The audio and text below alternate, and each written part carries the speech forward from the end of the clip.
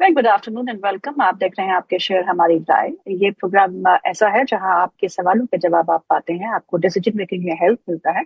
आपको एक आसान सा काम करना होगा, इस प्रोग्राम को लाइव देखिएगा जागरण बिजनेस के यूट्यूब चैनल पे, और वहाँ कमेंट सेक्शन में अपने सवालों को पोस्ट करिएगा। उससे हम हमारे जो एक्सपर्ट होंगे, एक्सपर्ट ऑफ द डे, उनसे पूछेंगे आपके सवाल और पाएंगे उनसे जवाब, और आपको इस तरह मदद मिलेगी अपने पोर्टफोलियो को हरा भरा रखने की और लॉन्ग टर्म में रिटर्न्स पाने की। और शॉर्ट टर्म की कॉल्स भी आपको हमारे गेस्ट से मिलेगी। आज के हमारे खास मेहमान हैं doctor Ravi Singh. He is a market expert, he is also senior vice president retail at Religare broking. Ravi ji, बहुत बहुत स्वागत है आपका एक बार फिर से कार्यक्रम। थैंक यू मैम, मुझे यहाँ पर वापस से जोड़ने के लिए, और उम्मीद है कि मार्केट के जो सवाल हैं उनको हम लोग यहाँ पर रिप्लाई कर पाएं।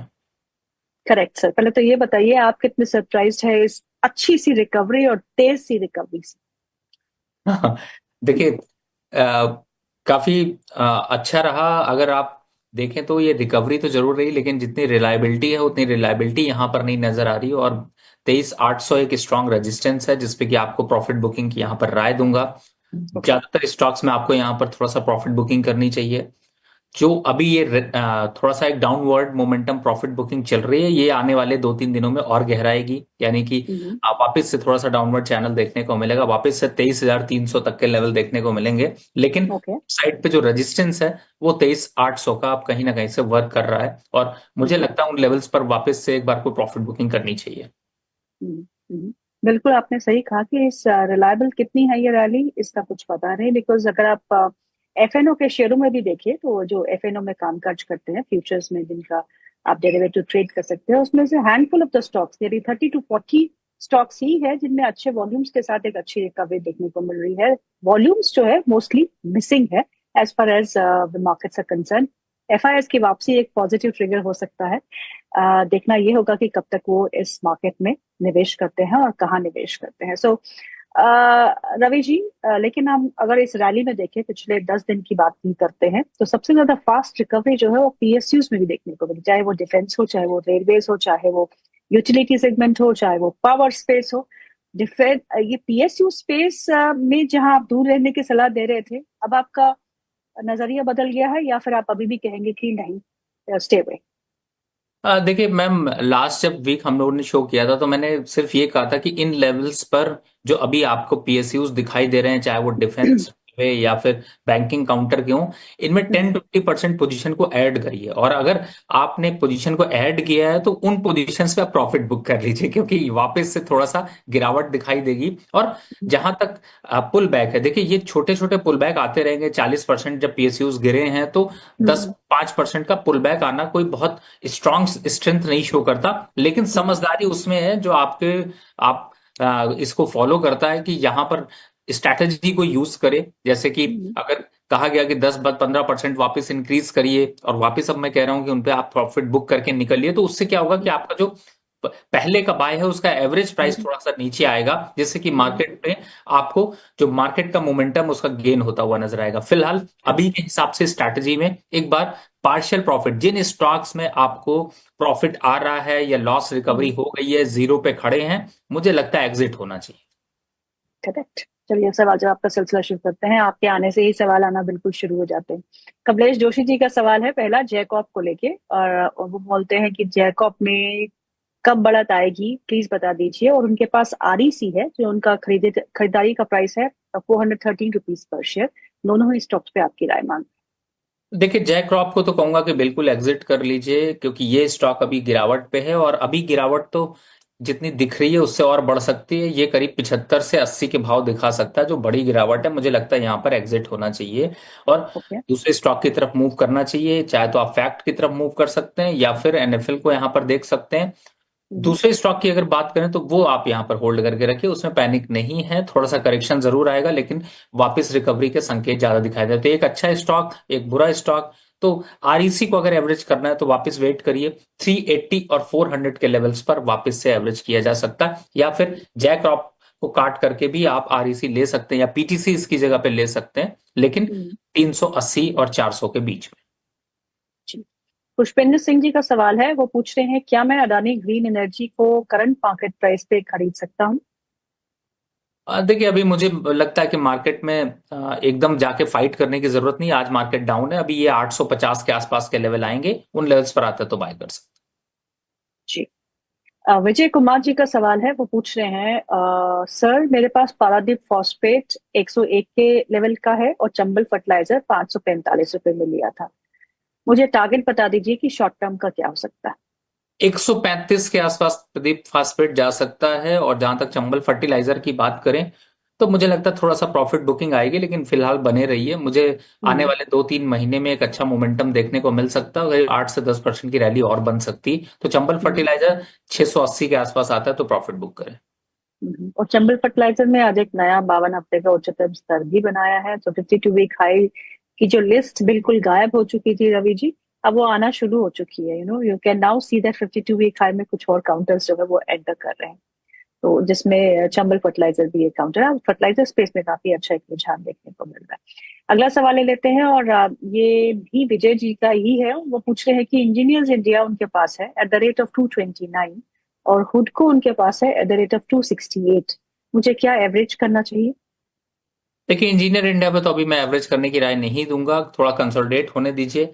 लेकिन लेवल्स अगर देख रहे हैं तो 145 और 150 के लेवल्स अगर आ जाते हैं तो दोबारा एक बार सवाल पूछिएगा, उन लेवल्स पर शायद एक एवरेज करने की राय होगी। लेकिन हम्म। हुडको को यहाँ पर आप जरूर एवरेज कर सकते हैं, क्योंकि वहां पर मुझे थोड़ा सा मोमेंटम दिखाई देता है, तो आप हुडको पे चाहे तो एवरेज कर सकते हैं, लेकिन इंजीनियर इंडिया पे बिल्कुल भी नहीं। जी। मोहम्मद शुएब कुरैशी जी का सवाल है। वो लिखते हैं मैं सऊदी अरेबिया से हूँ। उनको लगता है ये लिखने से हम उनका सवाल जल्दी से ले लेंगे क्योंकि वो फॉरेन कंट्री से बोल रहे हैं, पर ऐसा नहीं है। जैसा सवाल आता है वैसे ही हम लेते हैं। और इनका सवाल तीन स्टॉक्स पे है। एक मोरेपन लैब, एक ज्योति स्ट्रक्चर्स। दोनों ही स्टॉक्स पे, दो ही स्टॉक्स है, दोनों ही स्टॉक्स पे इनकी खरीदारी का प्राइस है मोरेपन 81, ज्योति स्ट्रक्चर्स 26। दोनों ही स्टॉक्स पे आपकी राय? देखिए दोनों ही स्टॉक अगर देखें तो थोड़े से करेक्टिव फेज में जरूर दिखाई दे रहे हैं, लेकिन हम्म। मुझे लगता है कि इन लेवल्स पर यहाँ पर अभी एग्जिट करने की जरूरत नहीं है। थोड़ा सा हम्म। कंटिन्यू करें, 1-2 हफ्ते में वापस से एक बार को व्यू लें तो ज्यादा अच्छा है। मॉर्फन लैब वापस से आपको 55 तक दिख सकता है। ज्योति लैब को जरूर रीस्ट्रक्चर करने की जरूरत है, लेकिन अगले हफ्ते करेंगे, इस हफ्ते अभी नहीं। अभी थोड़ा सा वेट एंड वॉच कर लेते हैं। करेक्ट। दीपक का सवाल है, और ये सवाल है तीन स्टॉक्स पे। एक रेलटेल उनके पास है, 70 शेयर है उनके पास, 382 के भाव पे लिए हुए। यूग्रो कैपिटल उनके पास 211 के भाव पे लिए हुए हैं। दोनों ही स्टॉक्स पे आपकी रिकमेंडेशन क्या रहेगी? देखिए इस समय दोनों ही स्टॉक पे मैं कहूंगा कि थोड़ा सा यहाँ पर वेट करें। रेल टेल जहां हम्म। तक है जरूर करेक्शन फेज में, लेकिन 300 के आसपास आपको एवरेज करना बनता है। दूसरा हम्म। स्टॉक आपने यूग्रो कैपिटल बताया। देखिए अभी चूंकि पूरे मार्केट में ही बहुत से स्टॉक्स में रिकवरी बाकी है, और जी। यूग्रो कैपिटल भी इसी फेज में आता है, मुझे लगता है थोड़ा वेट एंड वॉच करें। बहुत ज्यादा हम्म। करेक्शन नहीं है, 160 के आसपास थोड़ा एवरेज भी कर सकते हैं।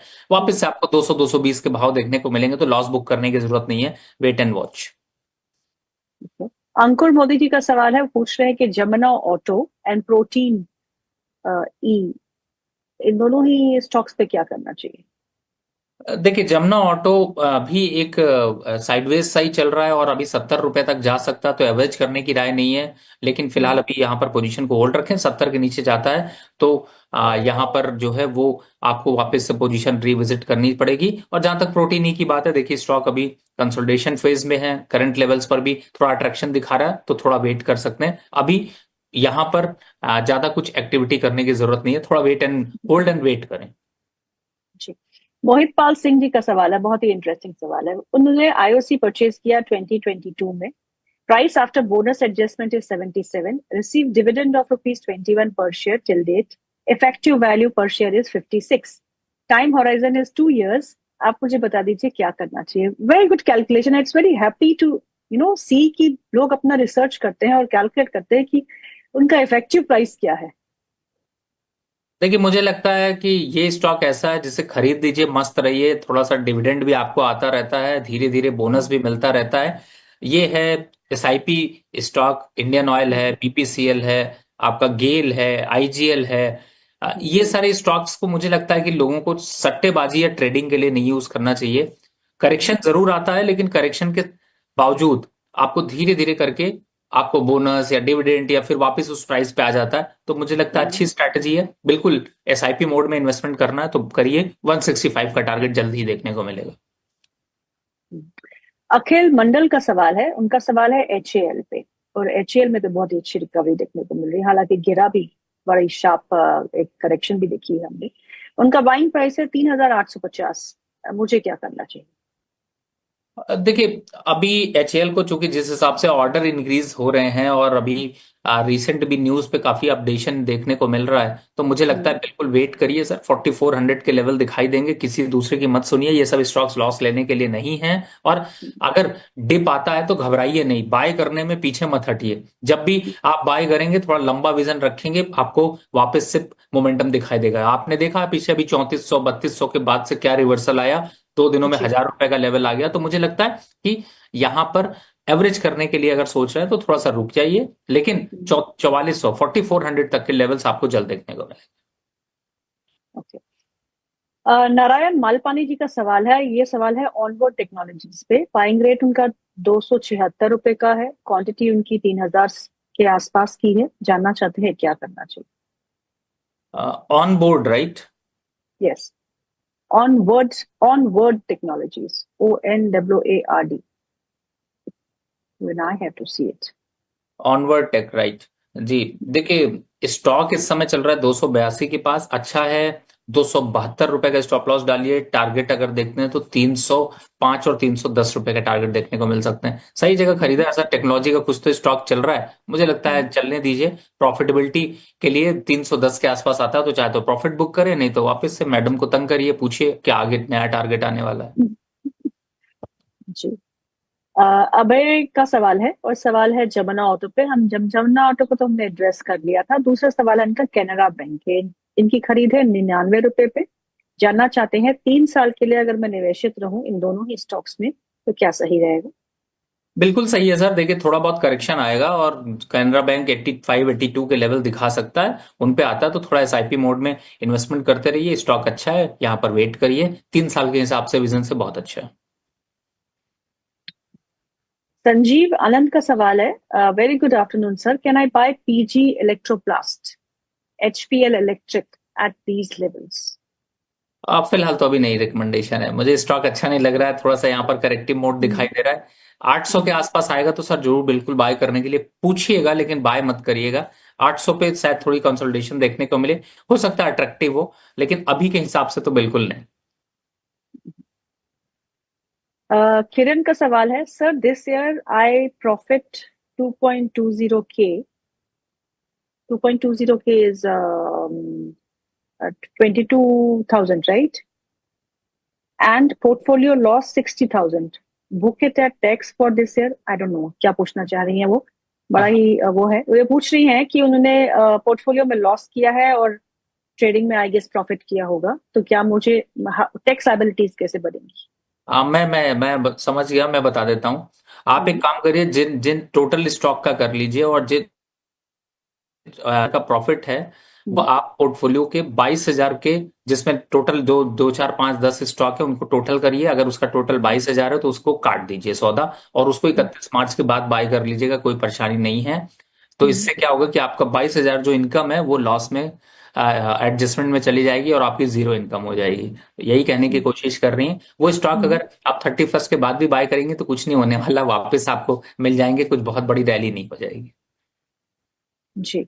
अगला सवाल है, नाम नहीं दिया, वोल्टास में कब एंट्री करनी चाहिए? देखिए अभी तो फिलहाल आज के जो मोमेंटम है उसमें अगर देखें तो वोल्टास 1380 के आसपास अट्रैक्टिव लगता है। 1430 चल रहा है, तो मैं हम्म। इन लेवल्स पे थोड़ा वेट करूंगा, क्योंकि अगले 2 दिन 3 दिन मार्केट में फिर से प्रॉफिट बुकिंग थोड़ी गहरा सकती है। तो फिलहाल हम्म। वेट कर लीजिए, 1380 के आसपास आता है तो एक बार वापस से मैडम को तंग करिए, नहीं तो अगर एंट्री करनी है तो पार्शियल 20% एंट्री कर सकते हैं। हम्म। सुधेंद्र जी का सवाल है, सवाल 4-5 स्टॉक्स पे है। एक रेडिंगटन, IOC, IRFC में क्या करना है? रेडिंगटन काट दीजिए, IRFC IOC के पोजीशन को इंक्रीज कर लीजिए और बिल्कुल होल्ड करके रखिए। रवि जी ये बताइए कि रेलवेज के स्टॉक्स में जो हमने एक रिकवरी देखी है वो सस्टेनेबल है या नहीं, बिकॉज ऐसा कुछ बदला नहीं फंडामेंटल साइड पे। देखिए लोअर लेवल बाइंग देखने को मिली है तो थोड़ा पार्शियल प्रॉफिट बुक करते हुए चलना चाहिए, लेकिन हाँ ये है कि अब ये जरूर हो गया है कि इससे बड़ी गिरावट आपको नहीं देखने को मिलेंगे। जो डिप और डाउन साइड आपका था वो अब लिमिटेड हम्म। हो गया है, तो वो बॉटम बन चुका है, तो धीरे धीरे करके हम्म। रैली देखने को मिलेगी। तो घबराने की जरूरत नहीं है मुझे लगता हम्म। है। थोड़ा सा ट्रेंड रिवर्सल आपको देखने को मिल सकता है। तो हम ये कह सकते हैं कि this is by on dips market ना। या पार्शियली धीरे धीरे कर देखिए, आज अगर आप मान लीजिए रेलवे की स्टॉक में लगाते हैं तो ये उम्मीद मत करिए कि आपको तुरंत ही 2-3 महीने में एकदम जबरदस्त रैली दिखने वाली है, नहीं। इसके लिए अभी 8 महीने 10 महीने का समय लगेगा, लेकिन हाँ, ये है कि आपका जो रिस्क है वो काफी कम होता हुआ नजर आएगा। जैसे पीएफसी आप सामने देख रहे हैं, इस समय आपके आ रहा है 412 चल रहा है, 380 पे खरीदेंगे तो आपका रिस्क ही नहीं है। ज्यादा से ज्यादा 360, अपसाइड वापस से 440, तो ये एक रेंज अब आपको देखने को मिलेगी ऑल पीएसयू स्टॉक्स। ओके। गोपी पटेल जी का सवाल है, वो पूछ रहे हैं गेल के बारे में। गेल, उनका जो खरीदारी प्राइस है 201 का है, तो पूछ रहे हैं कि लॉन्ग टर्म के लिए क्या मैं इस स्टॉक में सिप कर सकता हूँ। 100% आपको सिप करना चाहिए। इनफैक्ट बहुत अच्छी अपॉर्चुनिटी आई थी कि 160 के पास था, वापस पुल बैक जी। करके भाग गया। लेकिन जब डिप मिले, इस पे घबराना नहीं है, सिप करके चलते चलिए, आपको बहुत बढ़िया प्रॉफिट मिलेंगे। और बीच में तो अभी आपको डिविडेंड की खुशी मिल ही रही होगी। चलिए, अच्छा है, माल अंदर कर लीजिए, उसको भूल जाइए, लेकिन स्टॉक के प्राइसेस को देखते रहिए। तो मुझे लगता है कि आगे इसके प्राइसेस 240 280 के टारगेट आपको दिखाई देंगे। समय लगेगा, लेकिन एसआईपी में निवेश करते रहेंगे तो आपका एवरेज प्राइस हमेशा नीचे और करंट मार्केट प्राइस हमेशा ऊपर रहेगा। करेक्ट। शिल्पा अरोड़ा का सवाल है, वो पूछ रही है बंधन बैंक के बारे में। उनके बंधन बैंक में उनकी इन्वेस्टमेंट है, 192 के भाव पे उन्होंने शेयर्स खरीदे हैं। 1 से 2 साल का व्यू रखती हैं। आपसे पूछ रही हैं क्या मैं एवरेज करूं, बेचूं, या फिर होल्ड करके रखूं। मेरी राय होगी एग्जिट करके यहाँ पर आपको बैंक ऑफ बड़ौदा लेना चाहिए। आज नहीं करिए, 1-2 हफ्ते में धीरे धीरे करके पोजीशन को चेंज कर लीजिए। और हम्म। बंधन बैंक बहुत अच्छा प्रॉमिसिंग नहीं दे रहा, चार्ट भी बहुत वीक है, वापस से हम्म। 120 के लेवल जा सकते हैं, अपसाइड में 150 के ऊपर नहीं जाएगा। तो इससे स्विच करके आप बैंक ऑफ बड़ौदा को पकड़ लीजिएगा। अभी इसीलिए कह रहा हूँ 1-2 दिन वेट करके करिए, क्योंकि तब आपको बैंक ऑफ बड़ौदा 200 के आसपास मिलेगा या 205 के आसपास, तो जरूर चेंज कर लीजिएगा। बहुत रैपिड फायर की तरह क्वेश्चंस आप पूछ रही हैं मैम। चलिए मैं चलिए मैम आपको एक सवाल पूछती हूँ। आप मुझे बताइए, did you miss this rally? देखिए, नहीं, मुझे ऐसा लगता है कि अभी रैली का टाइम नहीं आया, इसलिए रैली मिस नहीं हुई है। हाँ, ये है कि सुकून जरूर मिला है, लोगों को थोड़ी राहत मिली है। जहां पर बहुत बड़ी बड़ी चोट लग रही थी वहां पर थोड़ी चोट कम लगी है। लेकिन आपको आ, अगर मैं बताऊं तो जल्दी हम लोग 22,500 के लेवल देखेंगे। इसलिए मैं अभी बहुत ओके। खुशी यहाँ पर खराब नहीं करना चाहता, लेकिन लोगों को यही राय दे रहा हूं पिछले 2 हफ्ते से कि प्लीज प्रॉफिट बुक करने से मत पूछिए, पीछे हटिए। और जो एवरेज के लिए खरीदे थे उन एवरेज को तो एटलीस्ट निकाल लीजिए, कोई बात नहीं है। करेक्ट। करेक्ट। Very true. क्योंकि कुछ मार्केट का पता नहीं, जब मार्केट बढ़े जा रही थी तो हम बोल रहे थे मार्केट नीचे क्यों नहीं आती है, जब मार्केट नीचे जा रही थी तो हम बोल रहे थे मार्केट ऊपर क्यों नहीं आ रही है। और लेवल्स को कोई पकड़ नहीं सकता। आप कहेंगे कि हमको बॉटम में ही एंट्री करनी है तो वो नहीं हो सकता, आप कहेंगे हमको पीक पे ही बेचना है, वो नहीं हो सकता। So you have to decide and अपने अकॉर्डिंगली उसमें जो हमारे एडवाइजर्स होते हैं, ये दिन भर स्टॉक्स में ही उलझे रहते हैं and they give you fair advice. So आप इस एडवाइस को सुनिएगा, बाकी जो आपका मन कहे वही करिएगा, because decision is all yours. नहीं नहीं, बिल्कुल आप अगला। सही कह रही मैम। मैं इसलिए ऐसा कह रहा हूं क्योंकि देखिए, सुन लीजिए, बिल्कुल बिल्कुल। करिए नहीं करिए ये आपकी चॉइस है, लेकिन हाँ, मैं ये कहूंगा कि थोड़ा सा 20% कर लीजिए, क्योंकि वो 20% भी आपको वो सहारे की तरह काम करेगा। क्योंकि आपको करेक्ट। बाद में समझ में आएगा। देखिए क्या होता है, इमीडिएट जैसे अभी आपने रैली देखी, अब रैली से सेंटिमेंट क्या हुआ, 1,000 पॉइंट की निफ्टी में पुल बैक आया, ज्यादातर स्टॉक्स जो है वो 5-8% बढ़ गए। अब क्या हुआ कि लोगों को लगा कि ये ट्रेंड रिवर्सल हो गया और वहीं कूद गए। करेक्ट। करेक्ट। जैसे कि आपने देखा होगा आईआरएफसी, पीएफसी, अभी आपने पीएफसी का चार्ट देखा है, 435 पे लोगों ने फिर खरीद लिया। हमने करेक्ट। कहा कि भैया 380 से 440 ही जा सकता है, तो बेटर है कि यहां पर आप इस हिसाब से चलें। तो अब होता क्या है कि लोग सोचते हैं कि नहीं, अब हम रैली देख चुके हैं, अब जरूरत नहीं किसी एडवाइजर की। क्योंकि कई बार ऐसा होता है, मैं तो आपको अपना पर्सनल एक्सपीरियंस बताता हूँ, हम कई बार होता है स्टॉक्स देते हैं, जब 3-4 दिन तक स्टॉक्स अच्छे खासे टारगेट पे आ जाते हैं या अच्छे चलने लगते हैं, तो अगले दिन से वो बंदा कहता है अब रवि जी आपकी क्या जरूरत है, मैं तो वैसे ही स्टॉक खरीदो यहाँ पे और ऊपर बेच दो, ये तो प्रॉफिट आ जाते हैं। जब ऐसी सिचुएशन आती है तो समझ में आता है कि उनको हैंडल कैसे करना चाहिए, और इसी में आपके शेयर और हमारी राय आपको काम आती है। तो प्लीज 10% भी फॉलो फॉलो करेंगे तो आपको फायदा जरूर मिलेगा। बिल्कुल। बिल्कुल। प्रेम का सवाल है और ये लगता है कि आईडीएफसी फर्स्ट बैंक से प्रेम हो गया है। हमेशा ये सवाल पूछते हैं। 75 रुपए की खरीद है, क्वांटिटी भी अच्छी खासी है, 15,000 शेयर है उनके पास। जानना चाहते हैं मुझे क्या करना बिल्कुल। 55 रुपए 57 रुपए जो है इस पे प्रेम से एवरेज करते चलिए, चाहिए। और मुझे ऐसा लगता है कि आपका एवरेज प्राइस, अगर आप यहां पर ज्यादा से ज्यादा क्वांटिटी खरीदेंगे तो जल्दी आपको 65 के लेवल देखने को मिलेंगे। पैनिक नहीं है, और इन सब स्टॉक्स में लॉस नहीं लिया जाता, प्रॉफिट लिया जाता है, बस स्ट्रेटजी बदल के। जी, अगला सवाल है, नाम नहीं दिया हुआ। इनका सवाल है बीएलएस ई सर्विसेज पे। बीएलएस ई सर्विसेज, इनकी खरीदारी का प्राइस है 392 रुपीज। वो जानना चाहते हैं कि वो 2 साल के लिए होल्ड कर सकते हैं। Please tell me the share price will bounce back to my buying price. जानना चाहते हैं क्या शेयर प्राइस जो है उनके बाइंग प्राइस, जो I guess more than double है, वहां पे जाएगा या नहीं, या फिर आप उसको बेचने की सलाह देंगे और किसी और स्टॉक में इन्वेस्ट करने की सलाह देंगे। एक बार खुद से भी पूछिए कि अगर बीएलएस 156 से 300 रुपए आए हैं, यानी कि अभी जो गिरावट हुई वो तो 50% की हुई, लेकिन शेयर को 300 आने के लिए डबल चलना पड़ेगा, यानी 100% चलना पड़ेगा। तो क्या 100% अगर ये मार्केट चले तो आपको लगता है बीएलएस वो स्टॉक होगा जो बाय करने लायक होगा, या फिर या अगर ये 100% चल जाएगा तो आपको क्या लगता है पीएसयूज कहां पहुंचेंगे, या फिर फार्मा सेक्टर कहां पहुंचेगा? वो तो 300% की रैली दिखा जाएंगे। कहने का मतलब यही है, जल्दी काट लीजिए, पाप से छुटकारा पाइए, आईआरएफसी की जगह बाय कर लीजिए, कम प्राइस पे मिल रहा है, 132 33 पे, 130 पे, इससे कि उसके उसके 280 तक जाने के चांसेस हो सकते हैं आने वाले 5 सालों में, लेकिन इसके तो बिल्कुल भी नहीं। ये धीरे धीरे करके आपको चुभता रहेगा, जहां पे सोफे पे बैठेंगे तो सुई की तरह चुभेगा, खाना खाएंगे तो मिर्ची की तरह लगेगा, तो बेटर है कि निकल जाइए। पाप से छुटकारा पाइए, आई मीन व्हाट। चलिए, अगला सवाल ले लेते हैं। प्रियदर्शनी प्रसाद जी का सवाल है, पूछते हैं, आपको राम राम बोल रहे हैं वो, और पूछते हैं NALCO and SBFC and power grid पर व्यू दे दीजिए please. NALCO, SBFC and power grid. तीनों स्टॉक्स बहुत अच्छे हैं, और मुझे खुशी है कि अगर आपने पकड़ रखे हैं, क्योंकि पावर ग्रिड मैंने 240 से पकड़ा रखा था। नेशनल एल्युमिनियम यहां पर देखते हैं तो पकड़ के रखिए, 220 240 के भाव जल्द आपको देखने को मिलेंगे। तो सर, पावर ग्रिड तो वैसे ही चल रहा है। हाँ, पावर ग्रिड में अगर आपने लोअर लेवल 240 पे बाय किया है तो पार्शियली 40% प्रॉफिट बुक कर लीजिए, दोबारा पकड़ लेंगे सर 260 65 के आसपास या 270 के पास, और छूटा भी तो 300 के ऊपर पकड़ेंगे। तो यहां पर पार्शियल प्रॉफिट बुक करिए, पूरा मत एग्जिट करिएगा, जिससे कि बने रहिए, रैली पे बढ़ते रहिए। हम्म।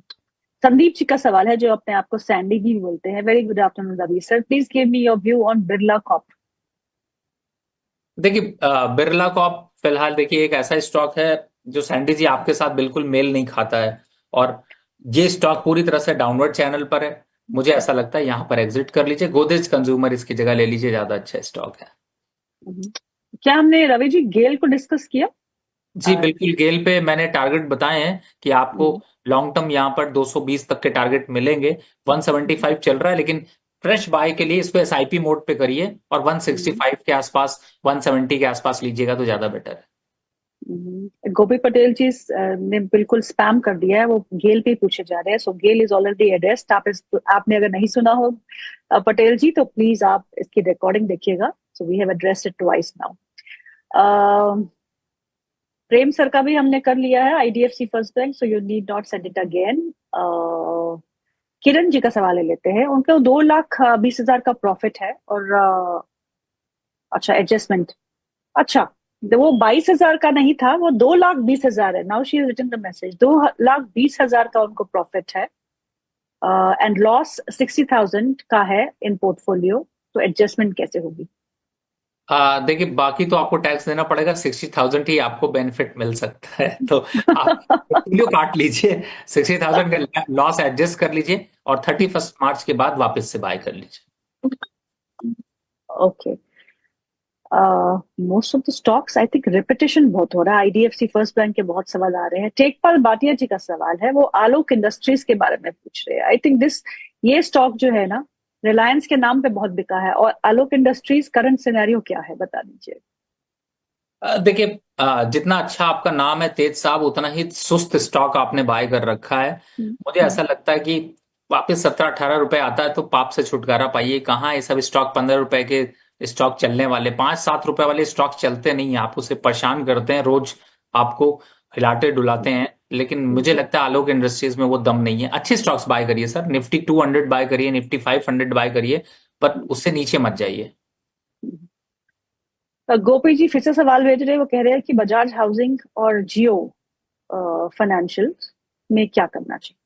बजाज हाउसिंग पे एग्जिट कर लीजिए और जियो फाइनेंशियल को ऐड करते रहिए, थोड़ा सा पार्शियल निवेश करिए, लेकिन करंट लेवल पर नहीं, 220 के आसपास अगर आता है तो ज्यादा अच्छा है, 220 215 इन लेवल्स पर ऐड हम्म, करिए। हम्म। ब्रजेश यादव जी का सवाल है, काफी सवाल ले लेते हैं, बीईएल पे क्या करनी है, बहुत अच्छा एक रिकवरी बीईएल में देखा है। बिल्कुल प्रॉफिट बुक करिए, पीछे मत हटिए, प्रॉफिट बुक करके हम्म, एग्जिट कर लीजिए। अब मेरा एक सवाल है रवि सर से, रवि सर आप यहाँ पे क्या खरीद रहे हैं या बेच रहे हैं? देखिए देखिए, मैंने तो बेचा है सुबह, IRCTC बेचा है, हम्म, जिससे कि मैं अभी 650 तक के टारगेट के लिए यहाँ पर बेच के चल रहा हूँ। और हम्म, दूसरा अगर देखता हूँ तो मैंने टेक महिंद्रा बेचा है, जिससे कि मैं हम्म, 1350 के टारगेट के लिए लेकर चल रहा हूँ। लेकिन हम्म, हमारे लोग बेचते कम है, फ्यूचर के सौदे करने में थोड़ा रिस्क होता है, तो यहाँ पर बाय करेक्ट। के लिए अगर देख रहे हैं तो अशोक लेलैंड एक अच्छा लग रहा है स्टॉक, उसको आप बाय कर सकते हैं। दूसरा स्टॉक है क्रॉम्पटन, इसको आप बाय करके चलिए, 5 से 8% की रैली आपको बहुत आसानी से देखने को मिलेगी। तो इन दो स्टॉक्स को बाय, बाकी स्टॉक सेल साइड से बहुत ज्यादा है। एक सवाल ले लेती हूँ रवि सर, ये बहुत प्लीज प्लीज कर रहे हैं, विनय विनोय का सवाल है, please give me your advice on SPIC SPIC। SPIC, या अच्छा अच्छा। सर 81 रुपए के आसपास चल रहा है, और मुझे ऐसा लगता है कि अगर 78 के नीचे जाता है तो आपको एग्जिट करना चाहिए, तब तक अभी वेट कर लीजिए, लेकिन अप साइड में 90 रुपीज के आसपास आता है तो प्रॉफिट बुक कर लीजिए। रवि सर को छोड़ेंगे नहीं, बहुत सवाल आए हैं लेकिन अब टाइम हो चुका है। रवि सर बहुत बहुत शुक्रिया प्रोग्राम में शामिल होने के लिए। It is always a pleasure to host you Ravi. Thank you ma'am. तो प्रोग्राम को यही समाप्त करते हैं, उठा पटक बिल्कुल जारी है, थोड़ी बहुत प्रॉफिट बुकिंग हायर लेवल्स पे देखने को मिल रही है आज पूरे बाजार में। निफ्टी में थोड़ा हल्का लाल निशान, बैंक निफ्टी में भी लाल निशान देखने को मिल रहा है, लेकिन मिड कैप इंडेक्स अपने आप को ब्रॉडली होल्ड करते हुए। सो मार्केट्स जो है इस समय कल की एक्सपायरी भी देखेंगे, क्योंकि निफ्टी की एक्सपायरी कल थर्सडे को है। उसके बाद अगले हफ्ते छुट्टी भी है, मंडे को ईद की छुट्टी है, तो उसके चलते हुए ट्रंकेटेड वीक भी होगा। तो देखना ये होगा कि आज और कल में मार्केट्स जो है वो कैसे बिहेव करते हैं, और April 2 को ट्रम्प की पॉलिसीज भी एक इंपॉर्टेंट ट्रिगर बाजारों के लिए हो सकता है। तो थोड़ा कॉशियस रहें, जहां अच्छा मुनाफा मिल रहा है और आप अपने नीचे बॉटम पकड़ पाए हैं तो वहां पे थोड़ा बहुत प्रॉफिट बुक भी कर लीजिए। पोर्टफोलियो होल्डर्स यानी कि जो जिनकी रणनीति अगले 4 से 5 साल के लिए है, they can buy good quality stocks any time. तो प्रोग्राम को यहीं समाप्त करते हैं। आपकी स्क्रीन पे QR कोड, जिसे स्कैन करके आप हमारे व्हाट्सएप चैनल के साथ भी जुड़ सकते हैं। Please please please keep on sending the questions, do not spam. Spam मत करिएगा, अपना सवाल एक ही बार भेजिएगा, उसको हम पूरे आपके सवाल को मिस नहीं करेंगे। आज नहीं पूछा तो कल के 1 बजे के कार्यक्रम में जरूर शामिल करेंगे। So thank you so much for watching and keep watching Jagran business.